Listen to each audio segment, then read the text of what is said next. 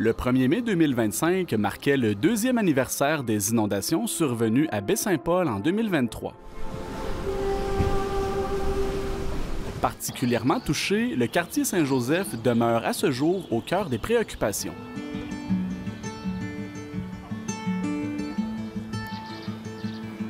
Dans les derniers mois, un comité citoyen a vu le jour afin de représenter les intérêts des résidents et de participer activement aux réflexions entourant l'avenir du quartier. C'est un comité qu'on a créé depuis quelques mois et qui est ouvert à tous les résidents du quartier Saint-Joseph, dont les limites seraient plus ou moins tout ce qui est le secteur autour de Saint-Joseph, on va dire jusqu'à la Grande Route, puis incluant aussi la rue Ménard et tout ça. Donc, un peu tous les gens qui sont là, c'est vraiment pour tout le monde. Peut-être qu'on tient déjà à dire, c'est pas un comité pour les sinistrés. Un comité peut-être qui découle des événements qu'il y a eu avec l'inondation puis des difficultés. Mais c'est vraiment un comité pour réunir les gens, pour développer, si on veut, des projets ensemble.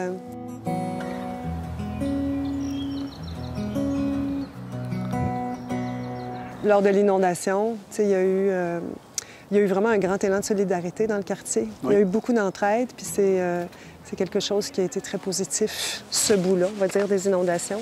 Puis beaucoup de personnes ont eu envie que ça se poursuive, ça, puis de bâtir, en fait, de rebâtir le quartier, les liens sociaux avec un comité de citoyens où on va aller donner la voix, au fond, aux gens.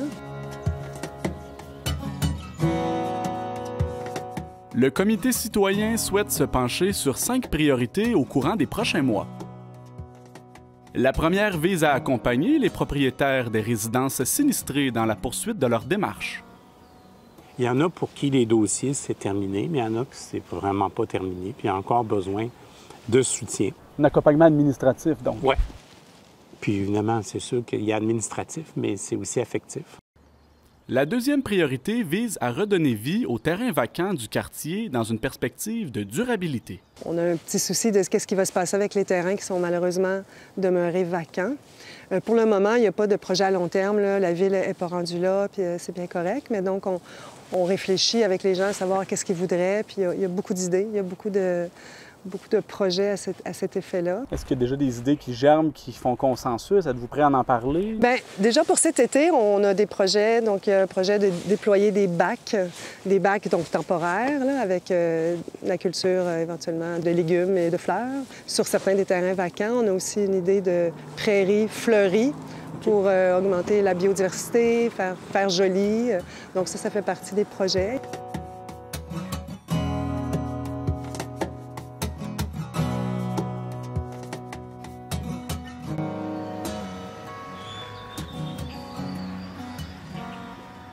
Mais c'est sûr qu'il y a une vision à plus long terme de vraiment développer un territoire qu'on peut dire plus résilient, puis où on va peut-être penser à ce qu'il y ait moins d'îlots de chaleur dans le quartier, ce qu'il y ait beaucoup plus d'arbres, qu'il y ait des vergers, qu'il y ait des potagers collectifs, parcs pour enfants, patinoires. Il y a beaucoup d'idées.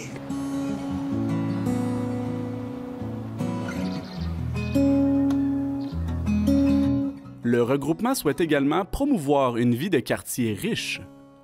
Créer des événements, des moments où les gens vont se réunir. Hein? Ça rejoint en fait l'autre priorité. Donc, entre autres, là, un événement, là, mettons, de vente de garage, de café-rencontre.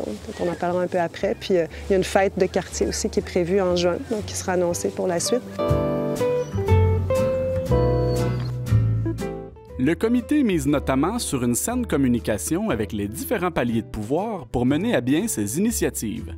Ce qui va faire peut-être que ça va être rendu possible, c'est d'établir des relations constructives avec la Ville, bien sûr, là, parce qu'il y a des choses qui relèvent de la Ville, mais avec aussi toutes les autres instances, la MRC, les gouvernements provinciaux, tout ça, dans le fond, pour qu'on participe aux décisions autant que possible, qu'on soit écouté, puis on soit entendu, je pense. La dernière priorité du groupe cherche à assurer une représentation citoyenne marquée pour consolider la sécurité du quartier Saint-Joseph. On a aussi des préoccupations plus à long terme aussi, au point de vue financier, parce que, entre autres, il y a des impacts financiers à l'inondation encore aujourd'hui pour nos maisons. Et il y a aussi la sécurité physique face à n'importe quel autre sinistre qui pourrait arriver. Il y a, c'est sûr, des inondations, on y pense, là, mais il y a aussi, ça pourrait être un feu, ça pourrait être autre chose. Donc, je pense qu'on veut s'assurer d'être entendu là-dedans, dans nos préoccupations. Suite à une première rencontre tenue avec la Ville de Baie-Saint-Paul en février dernier, les membres du comité se disent satisfaits du lien créé. Ça a été bien constructif. Je pense qu'on c'était une première amorce là, pour vraiment faire connaître le comité qu'on venait de fonder quelques semaines avant à peine. C'est ça, je pense qu'on était rendu là à s'apprivoiser. Ça a bien été. Je pense qu'au plan des valeurs, on a dit oui, il y a quelque chose de commun. Je pense qu'on a tous à cœur la qualité de vie dans le quartier. On a entendu ça. On a commencé à semer des graines dans le sens de voir c'est quoi les projets plus concrets pour que ça se réalise, cette meilleure qualité de vie.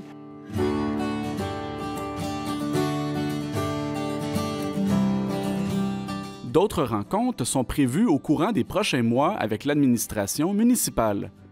D'ici là, le comité souhaite inviter la population du quartier à un événement public. Donc, le 17 mai, ça va se passer sur le terrain de l'ancien clocheton que la plupart des gens connaissent, à côté du parc La Virevolte. Au 50. Pour les gens qui n'ont pas entendu ça. L'ancien 50 Saint-Joseph. Le terrain nous est prêté là, gentiment par la propriétaire. Et donc, c'est la journée des ventes de garage. Donc, on va faire une vente de garage, entre autres, qui va être au profit des activités là, du comité. Et il va surtout y avoir, en même temps, un café-rencontre des citoyens. Donc, c'est vraiment le moment de jaser avec le monde, de venir échanger, entendre les préoccupations des gens, entendre un peu qu'est-ce que le comité, jusqu'à présent, a mis en place, comment on voit les choses. Fait que c'est vraiment un moment d'échange.